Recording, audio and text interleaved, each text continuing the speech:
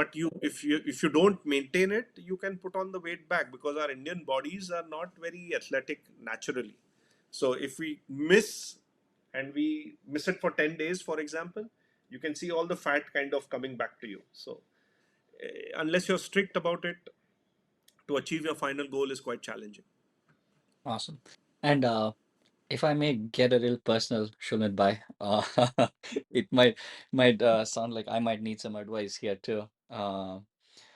So you you are you are single and you're not married. And do you think because you were single and not married, you could take all these risks? And for a person who wants to take a lot of risks in life, is it mandatory that he has to stay single and not married? It's a catch 22 situation, boss. It's a, you have to be, it's like what came first, whether the eggs came first or the chicken came first. Um, the reason I have been single is purely because I had only one goal. We were not financially very well off, and I had to get financial stability.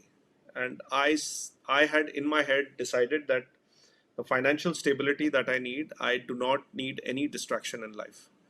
And distraction would mean any distraction. A lot of people have told me that having a partner is always beneficial.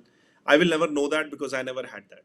So I have seen people coming out of like real poverty, yet getting married and becoming really successful in life, right? So it is their story. But my story has been that I could take all these risks, yes, because I wasn't having any strings attached anywhere. I could just pick up my bag. When I had to come to United States, I could just do it. When I had to leave for Latvia, I could just put my bag on and I left. And when I had to leave Latvia to Mumbai, no problem again. And Mumbai to Dubai again, no problem. So none of these things, to be honest, came in my way because, of course, I was single. But you don't get everything in life. Compromise is a part of life.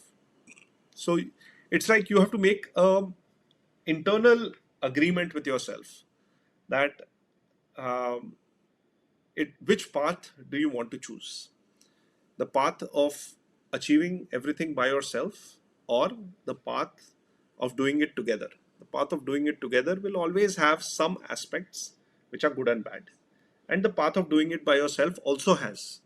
Because what has happened in the process is, if you've not dated anyone, you've not been with someone, you've not had a partner, uh, then you kind of get overtly close to the idea of having a partner because you are doing everything by yourself. Then you don't need a kind of a distraction, which is not good, because humans are not meant to be living alone. They should be as a unit. Yes, because not everything can be managed by you. There is a lot more to learn from the other sexes also, right?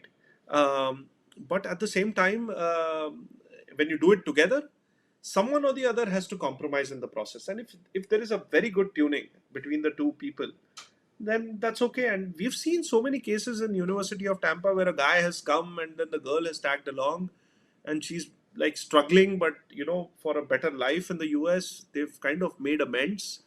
And I believe some of them have actually ended up being really stable after a struggle of initial 5 to 7 years of their life. A couple of them are doing pretty well for themselves in the US. So uh, there you have the success stories. Here you have one doing it single handedly. So my recommendation to you is, if you have a partner who kind of understands you well and is ready to take these plunges with you, by all means, man, just go in for it.